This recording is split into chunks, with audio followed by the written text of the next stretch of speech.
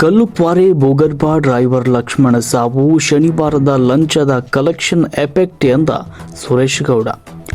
ಗುರುವಾರ ರಾತ್ರಿ ತಾಲೂಕಿನ ಜಟಕಾ ಗೇಟ್ ಬಳಿ ಅಕ್ರಮವಾಗಿ ನಡೀತಾ ಇರುವ ಭೈರವೇಶ್ವರ ಸ್ಟೋನ್ ಕ್ರಷರ್ ಸ್ಥಳದಲ್ಲಿ ಬೃಹತ್ ಕಲ್ಲು ಕ್ವಾರೆಯಿಂದ ಕಲ್ಲು ತುಂಬಿದ ಟಿಪ್ಪರ್ ಮೂಲಕ ಮೇಲ್ಭಾಗಕ್ಕೆ ಬರಬೇಕಾದ್ರೆ ದುಮ್ಮಸಂದ್ರ ಗ್ರಾಮದ ಚಾಲಕ ಲಕ್ಷ್ಮಣ ಟಿಪ್ಪರ್ ವಾಹನ ಸಮೇತ ನೀರು ತುಂಬಿದ ಬೃಹತ್ ಕಲ್ಲು ಕ್ವಾರೆಗೆ ಬಿದ್ದಿದ್ದು ಕಳೆದ 3 ದಿನಗಳಿಂದ ಆತನಿಗಾಗಿ ಹುಡುಕಾಟ ನಡೆದಿದೆ. ಇಂದು ಸ್ಥಳಕ್ಕೆ ಆಗಮಿಸಿದ ಮಾಜಿ ಶಾಸಕ ಸುರೇಶ್ ಗೌಡರ್ ಅವರು ಸ್ಥಳ ಪರಿಶೀಲನೆ ನಡೆಸಿ ಮಾಹಿತಿ ಪಡೆದರು. ಈ ಸಂದರ್ಭದಲ್ಲಿ ತಾಲೂಕು ದಂಡಾಧಿಕಾರಿ ಆದರ್ಶ ಮತ್ತು ಮಂಡ್ಯ ಜಿಲ್ಲಾಧಿಕಾರಿಗಳಾದ ಡಾಕ್ಟರ್ ಕುಮಾರ್ ಅವರಿಗೆ ದೂರವಾಣಿ ಮೂಲಕ ತರಾಟೆಗೆ ತೆಗೆದುಕೊಂಡು ಕನಿಷ್ಠ ಸೌಜನ್ಯಕ್ಕಾದರೂ ಸ್ಥಳಕ್ಕೆ ಒಬ್ಬ ಅಧಿಕಾರಿ ಬಂದಿಲ್ಲ ಅಂದರೆ ತಾಲೂಕು ಆಡಳಿತ ಮತ್ತು ಜಿಲ್ಲಾ ಆಡಳಿತ ಯಾವ ರೀತಿ ಕಾರ್ಯನಿರ್ವಹಿಸ್ತಾ ಇದೆ ಅಂತ ತಿಳಿಯುತ್ತದೆ, ಆತನ ಕುಟುಂಬಕ್ಕೆ ನ್ಯಾಯ ಒದಗಿಸಿ ಅಂತ ತಿಳಿಸಿದರು. ಗಣಿ ಅಧಿಕಾರಿ ಪುಷ್ಪಲತಾ ದೂರವಾಣಿ ಮೂಲಕ ತಿಳಿಸಿ, ಪ್ರಸ್ತುತ ನಡೀತಾ ಇರುವ ಕಲ್ಲು ಗಣಿಗಾರಿಕೆ ಅಕ್ರಮವಾಗಿದ್ದು ಇದರ ವಿರುದ್ಧ ಕ್ರಮ ಜರುಗಿಸುತ್ತೇನೆ ಅಂತ ಹೇಳಿದರು. ಮೃತರ ಕುಟುಂಬಕ್ಕೆ ಸಾಂತ್ವನ ಹೇಳಿ ಪತ್ರಕರ್ತರ ಜೊತೆ ಮಾತನಾಡಿದ ಮಾಜಿ ಶಾಸಕ ಸುರೇಶ್ ಗೌಡ ಅವರು ತಾಲೂಕಿನ ವ್ಯಾಪ್ತಿಯಲ್ಲಿ ನಡೀತಾ ಇರುವ ಅಕ್ರಮ ಕಲ್ಲು ಗಣಿಗಾರಿಕೆಯಿಂದ ಇಂತಹ ದುರ್ಘಟನೆಗಳು ನಡೀತಾ ಇವೆ. 3 ದಿನ ಕಳೆದರೂ ಕೂಡ ಒಬ್ಬ ವ್ಯಕ್ತಿಯೂ ಕೂಡ ಮೃತದೇಹ ದೊರೆಯಲಿಲ್ಲ ಅಂದ್ರೆ ಅರ್ಥವೇ ಆಗ್ತಾ ಇಲ್ಲ. ಕಾಟಾಚಾರಕ್ಕೆ ಹುಡುಕ್ತಾ ಇದ್ದಾರೆ. ಸರ್ಕಾರದ ವತಿಯಿಂದ ಸಾವು ಬಿಟ್ಟಿ ಭಾಗ್ಯವಾಗಿದೆ. ಜಿಲ್ಲಾಡಳಿತ ಮತ್ತು ತಾಲೂಕು ಆಡಳಿತ ಸತ್ತು ಹೋಗಿದೆ. ತಾಲೂಕು ಆಡಳಿತವು ಕೆಲವು ರಾಜಕಾರಣಿಗಳ ಕಪಿ ಮುಷ್ಟಿಯಲ್ಲಿ ನಲುಗ್ತಾ ಇದೆ. ಕಳೆದ 3 ದಿನಗಳಿಂದ ಸಾವಿರಾರು ಜನ ಕಾಯ್ತಾ ಕುಳಿತಿದ್ದಾರೆ. ಅಧಿಕಾರಿ ವರ್ಗದವರಿಗೆ ಹೋದ ಜೀವಕ್ಕೆ ಬೆಲೆನೇ ಇಲ್ಲದಂತಾಗಿ ವರ್ತಿಸ್ತಾ ಇದ್ದಾರೆ. ತಾಲೂಕಿನ ವ್ಯಾಪ್ತಿಯಲ್ಲಿ ನಡೀತಾ ಇರುವ ಕ್ರಷರ್ಗಳ ನೌಕರರಿಗೆ ಭದ್ರತಾ ವ್ಯವಸ್ಥೆಯಂತೂ ಮೊದಲೇ ಇಲ್ಲ. ಗಣಿ ಮತ್ತು ಭೂವಿಜ್ಞಾನ ಇಲಾಖೆ ಅಧಿಕಾರಿಗಳು ಅಚ್ಚುಕಟ್ಟಾಗಿ ಶನಿವಾರ ಬಂದು ತಾಲೂಕಿನ ವ್ಯಾಪ್ತಿಯಲ್ಲಿ ಅಕ್ರಮ ಕಲ್ಲು ಗಣಿಗಾರಿಕೆ ಮತ್ತು ಕ್ರಷರ್ಗಳ ಕಲೆಕ್ಷನ್ ಮಾಡಿ ತೆಗೆದುಕೊಂಡು ಹೋಗಿ ಒಪ್ಪಿಸುವುದೇ ಅವರ ಕೆಲಸ ಮಾಡಿಕೊಂಡಿದ್ದಾರೆ ಅಂತ ಗಂಭೀರವಾಗಿ ಆರೋಪಿಸಿದರು.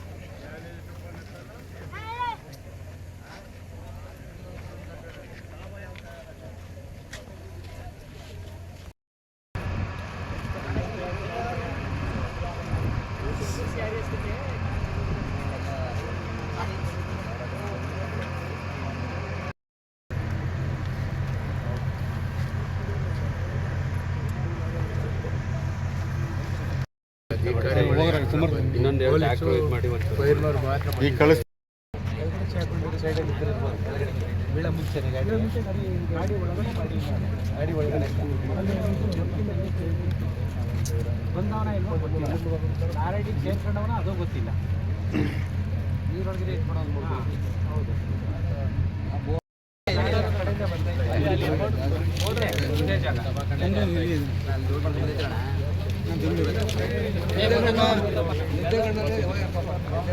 ಸರ್ ದಯವಿಟ್ಟು ಮುಟ್ಬೇಡಿ ಅದನ್ನ.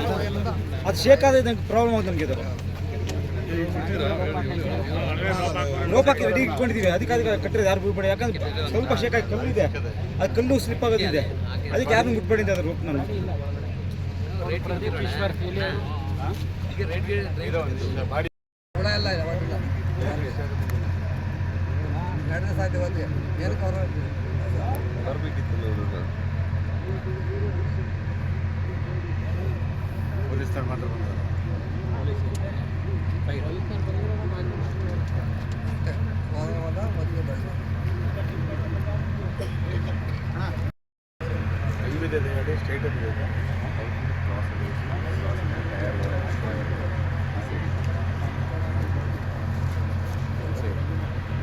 ಕೆಳಗಡೆ ರಮೇಶ್ ಅಣ್ಣ ಸ್ವಲ್ಪ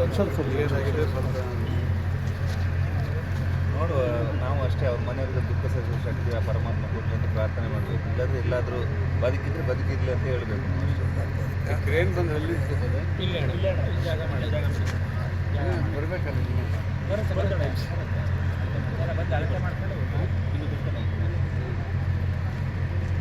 ಸರಿ ಹೇಳಿದ್ರೆ ಇಲ್ಲಿಗೆಲ್ಲ ಒಂದು ಕ್ರಮ ತಗೊಳ್ಳಿಲ್ಲ. ಇಲ್ಲೊಂದು ಹುಡುಗ ಸತ್ತು 3 ದಿವಸ ಇಲ್ಲಿಗಲ್ಲು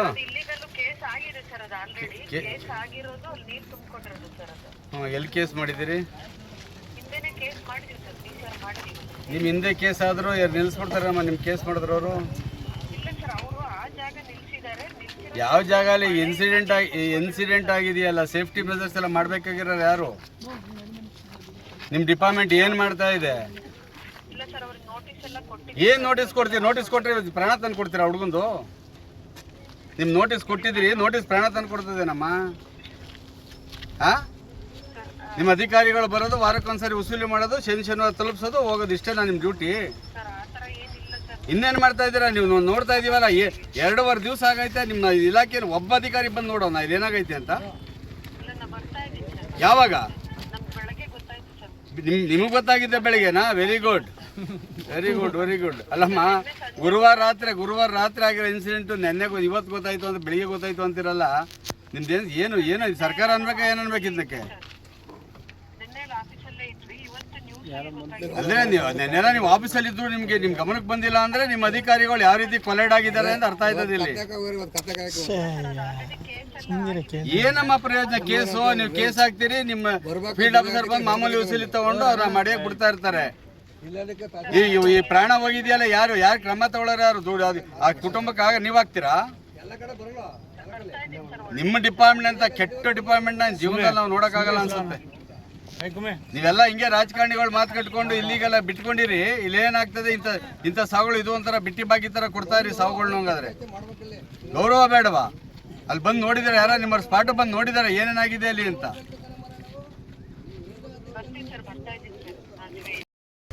ನಡೆದು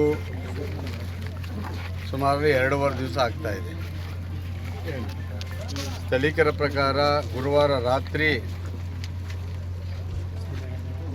ಸಂದರ್ಭದಲ್ಲಿ ಕೆಲಸ ಮಾಡ್ತಾ ಇದ್ದ ಸಂದರ್ಭದಲ್ಲಿ ದುರ್ಘಟನೆ ನಡೆದಿದೆ ಅಂತಕ್ಕಂಥದ್ದು ಹೇಳ್ತಾ ಇದ್ದಾರೆ.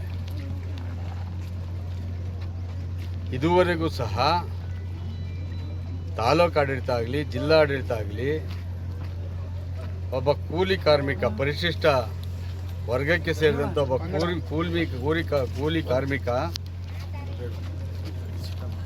ಆತನ ನೀರುಗಳಿರ್ತಕ್ಕಂಥ ಬಾಡಿನ ತೆಗಿತಕ್ಕೆ ಒಂದು ಪ್ರಾಮಾಣಿಕ ಪ್ರಯತ್ನ ಮಾಡಿಲ್ಲ. ಸ್ಥಳೀಯವಾಗಿ ಇಲ್ಲಿರ್ತಕ್ಕಂಥವ್ರು ಯಾವುದೋ ಫೈರ್ ಬ್ರಿಗೇಡ್ನವ್ರಿಗೆ ಹೇಳಿ ಕಾಟಾಚಾರಕ್ಕೆ ಅಂದಂಗೆ ಈ ಪೊಲೀಸ್ನವ್ರು ಬಂದು ಸುಮಾರು 2.5 ದಿವಸಗಳಿಂದ ಆ ಕುಟುಂಬಕ್ಕೆ ಆಗ್ತಾ ಇರ್ತಕ್ಕಂಥ ನೋವು ಸಹ ಗಮನಿಸದೆ ಯಾವುದೇ ಸರ್ಕಾರಿ ಯಂತ್ರದವರು ಇಲ್ಲಿ ಬರದಲೆ ಇವತ್ತು ಆ ಬಾಡಿನ ಇದುವರೆಗೂ ತೆಗಿಯೋಕ್ಕಾಗಿಲ್ಲ ಅಂದರೆ ಈ ಸರ್ಕಾರ ಎಷ್ಟು ನಿರ್ಜಲವಾಗಿದೆ ಅಂತಕ್ಕಂಥದ್ದನ್ನ ನಾವು ಅರ್ಥ ಮಾಡ್ಕೋಬೇಕು. ಇಡೀ ತಾಲೂಕಿನಲ್ಲಿ ನಡೀತಾ ಇರ್ತಕ್ಕ ಅಕ್ರಮ ಗಣಿಗಾರಿಕೆಗಳು, ಅದನ್ನು ಕೇವಲ ವಾರಕ್ಕೊಂದ್ಸರಿ ವಸೂಲಿ ಮಾಡೋದಕ್ಕೆ ಯಾರ್ಯಾರು ಬರ್ತಾ ಇದ್ದಾರೆ ಅಂತಕ್ಕಂಥ ಈಗಾಗಲೇ ಹಲವಾರು ಬಾರಿ ಹೇಳಿದ್ದೀನಿ. ಆ ಸಂಬಂಧಪಟ್ಟ ಜಿಯಾಲಜಿಸ್ಟ್ ಯಾರಾದರೂ ಬಂದಿದ್ದಾರಾ ಇಲ್ಲಿ? ಇದುವರೆಗೂ ಬಂದಿಲ್ಲ. ತಹಸೀಲ್ದಾರ ಬಂದಿದ್ದಾರಾ? ಇದುವರೆಗೂ ಬಂದಿಲ್ಲ. AC ಬಂದಿದ್ದಾರಾ? ಇದುವರೆಗೂ ಬಂದಿಲ್ಲ. DC ಬಂದಿದ್ದಾರಾ? ತಿರುಗಿ ನೋಡಿಲ್ಲ. ಪುಣ್ಯಾತ್ಮ ಗೊತ್ತಿಲ್ಲ. ಪೊಲೀಸ್ ವರಿಷ್ಠಾಧಿಕಾರಿಗಳು ಬಂದು ಕ್ರಮ ತೆಗೆದುಕೊಂಡಿದ್ದಾರಾ? ಅದನ್ನೂ ತೆಗೆದುಕೊಂಡಿಲ್ಲ. ಬಹುತೇಕ ಕಾಂಗ್ರೆಸ್ ಸರ್ಕಾರ ಇದು ಒಂದು ರೀತಿಯ ಬಿಟ್ಟಿ ಭಾಗ್ಯ, ಸಾವನ್ನೂ ಸಹ ಬಿಟ್ಟಿ ಭಾಗ್ಯ ಕೊಡ್ತಾ ಇದ್ದಾರೆ ಅಂತಕ್ಕಂಥದ್ದು ಅನುಮಾನಕ್ಕೆ ಕಾರಣವಾಗ್ತಾ ಇದೆ. ಈಗಲಾದರೂ ಜಿಲ್ಲಾಡಳಿತ ಸತ್ತೋಗಿದೆ. ಜಿಲ್ಲಾಡಳಿತ ಅನ್ನೋದೇ ಸತ್ತೋಗಿದೆ. ಜಿಲ್ಲಾ ಆಡಳಿತನೇ ಇಲ್ಲ. ತಾಲೂಕು ಆಡಳಿತ ಅಂತೂ ಕೇಳೋದು ಬೇಕೇ ಆಗಿಲ್ಲ. ಕೆಲವು ರಾಜಕಾರಣಿಗಳ ಕಪಿಮುಷ್ಟಿಯಲ್ಲಿ ಇಟ್ಕೊಂಡು ಆಟ ಆಡ್ತಾ ಇರ್ತಕ್ಕಂಥ ನಾವು ನೋಡ್ತಾ ಇದ್ದೀವಿ. ಎಚ್ಚೆತ್ಕೊಂಡು ಏನಾಗಿದೆ ಅಂತಕ್ಕಂಥ ಸತ್ಯ ಶೋಧನೆ ಮಾಡಿ ತಪ್ಪಿತಸ್ಥ ಇಲ್ಲಿ ಸೇಫ್ಟಿ ಮೆಜರ್ಮೆಂಟ್ಸ್ ಏನೇನು ಮಾಡ್ಕೊಂಡಿದ್ದಾರೆ,